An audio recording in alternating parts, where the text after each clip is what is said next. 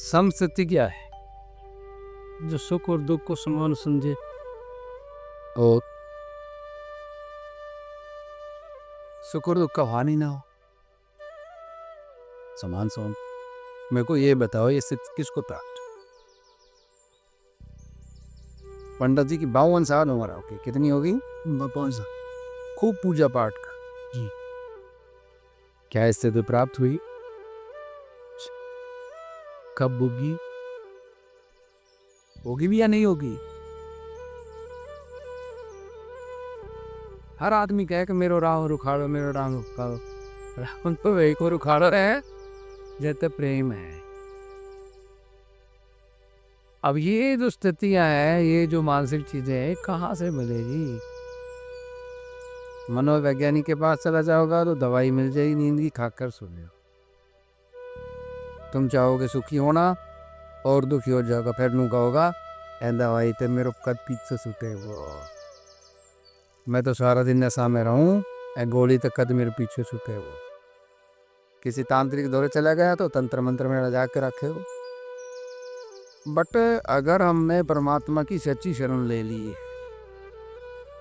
सतगुरु की सच्ची शरण ले ली, हमने सेवा सुमरण सत्संग को अपने जीवन का अंग बना लिया, तो सब दुख ऐसे उड़ जाएगा जैसे धुआं हो।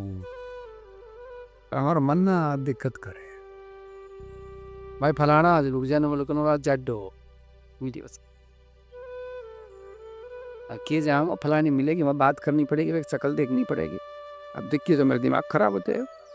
बताइए सत्संग लिया है, सत्संग का मतलब है निर्वैर, कि मतलब है निर्वैर। ये तो कोई में कोई आओ कोई जाओ, आओ तो वेलकम और जाओ तो वेलकम। ये महापुरुष कह रहा है। कैसी स्थिति उन महापुरुष आती जिनमें किसी से कोई वैर, किसी ने गलती कर दी, दंड दे दियो और फिर पैर पकड़ के माफी मांग ली कि महापुरुष हो माफ कर दो, जा बख्शी देती, जा बख्श दिया। हमारी हम बैठे तो सत्संग होगा और मन मन को देख देख कैसी है, देख कैसे भैंस की तेरे परी है, लखन में आए है ना, संतोष क्या है ना।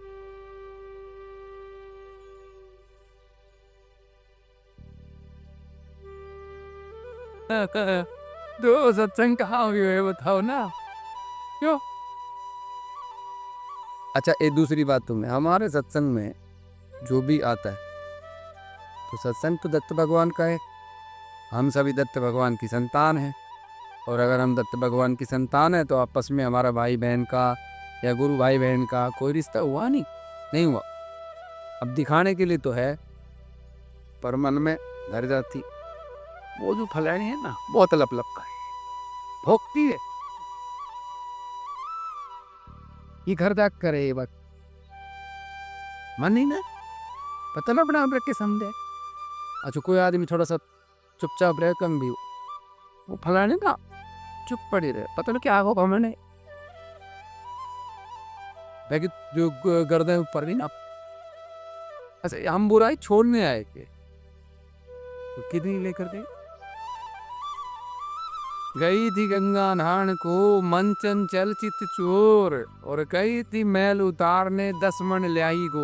कितना लिया और उतारने के गए रहा थोड़ा सो रगड़ के नहाए का उतारे हो जाएंगे। और हम के मैं कहता हूँ, इसलिए मैं जब भी तुम देखते तो व्यस्त रहता हूँ, जितना व्यस्त रहोगे, जितना प्रभु को स्मरण करोगे, जितना गुरु की सेवा करोगे, उतना बुराई से बचोगा, और जो मैल है ना वो टूटेगा। कम्बल ना लो भाई बच्चों, उत्तम कम्बल ला के देख।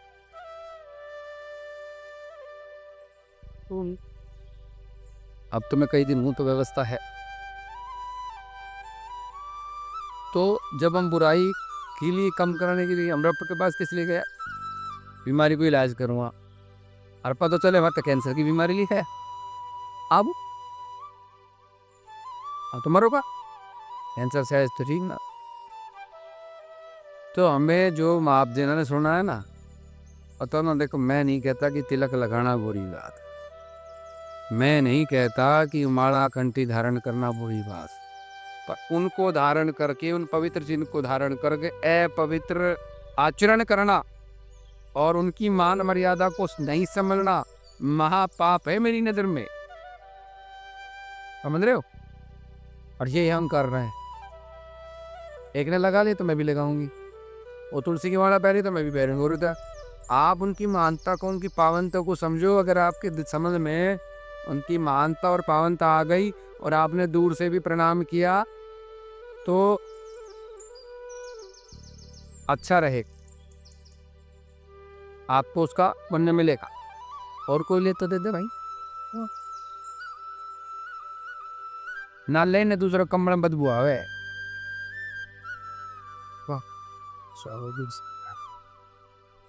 कोई न मत दिन भाई, है ना।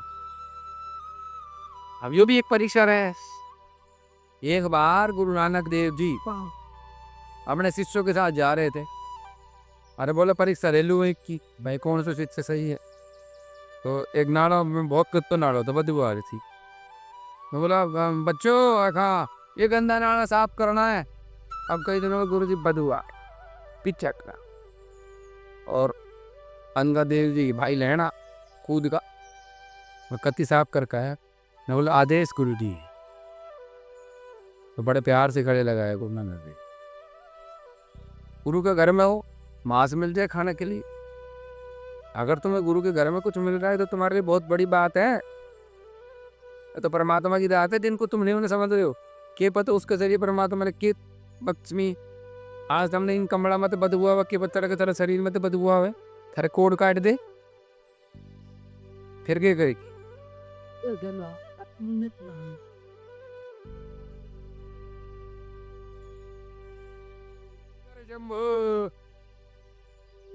दूसरी परीक्षा गुरु नानक देव ने ली कि भाई चलो इन शिष्यों को देखते। तो वो कहने लगे मेरे पीछे चलो, मेरे पीछे चलो। चलते रहे। पहली तो चांदी बरसा दी, कुछ तो चांदी लुटन लगा। फिर सोना बरसा दी, कुछ सोना वाला जगह। फिर हीरा बरसा दिया, कुछ हीरा वाला जगह। वो अंगद देव जी महाराज के साथ 2-3 आदमी और गुरु नानक देव जी गए शमशान। और बोलो प्यारे भक्तों खा, आज तो मुर्दा को मांस खाऊंगा। क्या खाऊंगा? सब अपने कहीं लदा बोले को गुरु है तो मुर्दा को मांस खाऊंगा। अब मुर्दो पड़े हो कफन डाल रखा है, ऐसा सुना है मैंने, लेकिन ये परिसार था। तो वो अंगद देव जी कहने लगे गुरु जी मांस सारा बग्गा एक ही खड़ा। अंगद देव जी गुरु जी मांस कितने खानो, कहाँ ते खानो शुरू करूँ? खोपड़ी खाऊं पहली या पंजा खाऊं, तड़वा खाऊं, के खाऊं? बोला जितने तेरा मन कर उतने खा। अब उनको नाम लेके जाए खाना देख के तुम मिठाई मिठाई दे रही है। कपड़ा हटाए तो कफन तो मुर्दत थोई। फिर गुरु नानक देव जी ने जाए गले देख। तो तुम समझते हो कि तुम आध्यात्मिकता पर चलो, डग डग पे परीक्षा देनी पड़ेगी। सुनार का दौरा 10 बार चली जा, 10 बार देखेगो खोट काट काट के। एक चीज ना 10 बार बदलवा ले, एक दिन ऐसा वो चीज ही खत्म हो जाएगी। 10 बार बनवाओगे 10 बार खोट मिला जब जाओगे एक दिन क्या उड़ गई, हम तो सारा खोट फोट रहे हो। तो तुम्हारा खोट जो जन्म होगा, खोट जो तुम लेकर चल रहे हो, संचित वर्तमान और बराबर तो कैसे क्लिक कटे? खोट तो मिटे को गुरु के चढ़ना, पर गुरु तो लोग गाड़ी बखे हैं। सब गुरु तो बलात्कारी है, सब गुरु तो पैसा इकट्ठा करे, सब गुरुआन तो धंधो बना रखे। यही तो बात मिले गुरुआन कुछ और मिलते हो। संत समाज ने कहा भाई वो तो कति भगत आदमी थो, और भगत आदमी को मतलब समझते हो सीधा सच्चा सरल आदमी। पर किसी भी आदमी से तू भगत है या भगत जी कहने लग गया, और वो बात लोग कहेगा तो सच्ची हो जाएगी, वो एक दिन भगत बन जाएगा। क्योंकि वाणी लोग बोल रहे हैं ना, तो जब जिस दिन वो भगत जी होगा ना, उस दिन वही लोग वो तो नफरत करने लग जाएगा। बोले भगत जी हो कैसे हो, हम तो ना हो यार। अरे था तो हम नहीं बनाए। तो बड़ी उल्टी कहानी है, कबीर जी वाली बात है। संसार वृक्ष को ना नीचे पात है, ऊपर चढ़े इसकी। असल में सोचे लो हनुमान चालीसा पढ़ लो, रामायण पढ़ लो, गीता पढ़ लो, तीर्था पे चला जाओ, मन करे सो आचरण कर लो। बस प्रभु प्राप्ति हो जाएगी, नहीं हो सकती आत्म प्राप्ति भी ना हो। और मैं तो सर तेन कहूँ आत्म प्राप्ति कर लो, कहो तो स्वामीनारायण कल्याण करे, प्रभु प्राप्ति तो उस पर छोड़ दो। और वो मैं तुम्हें एक बात स्पष्ट कहता हूँ, कोई भी उसने ठेकेदार नहीं बनाया है, क्या समझे, बनाया है। गुरु का काम मार्ग दिखाना है। अगर गुरु तुम्हें आत्मा तक पहुंचा देना बहुत बड़ी बात है। पर तो ठेकेदार बनाए बोल मैं तुम्हें एक का दर्शन करा दूंगा, मैं तुम्हें एक का दर्शन करा, दर्शन तो कुछ ना हो जाने वाला है, बता रहा हूँ। महाभारत में जितना भी सैनिक मरा सबने कृष्ण जी का दर्शन करा था, कहाँ गया। मैं सच्ची कड़वी बात कहूँ, लोगों ने हो सकता मेरी बात बुरी लगती, पर भी प्रैक्टिकल कह रहा हूँ ना।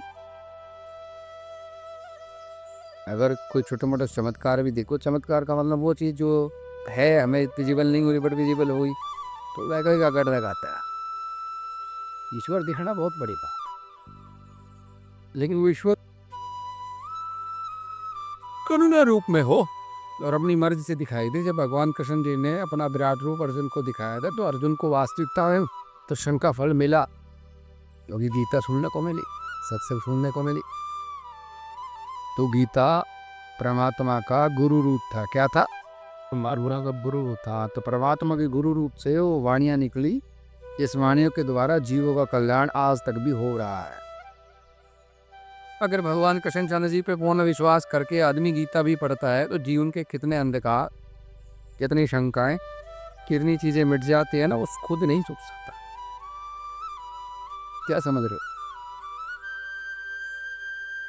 कृष्ण को पूजने से ज्यादा कृष्ण की बात मानने में दम है। और जब कृष्ण जी को बात मानकर तुम कृष्ण जी को पूजते हो, उसका दुगना असर है। पर हमने तो क्या करना, बनना बस पूजा करवा दे, आदत हो चुकी।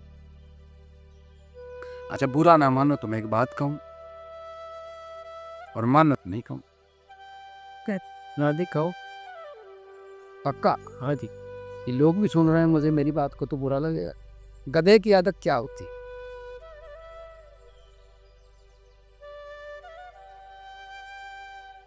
बताओ। लात मार बनती है नहीं, शौक कर जवाब तो पूरे में बहुत दोनों। या गधे की आदत बोझ ढोने की हो, पता ही नहीं क्यों ढो रहा है।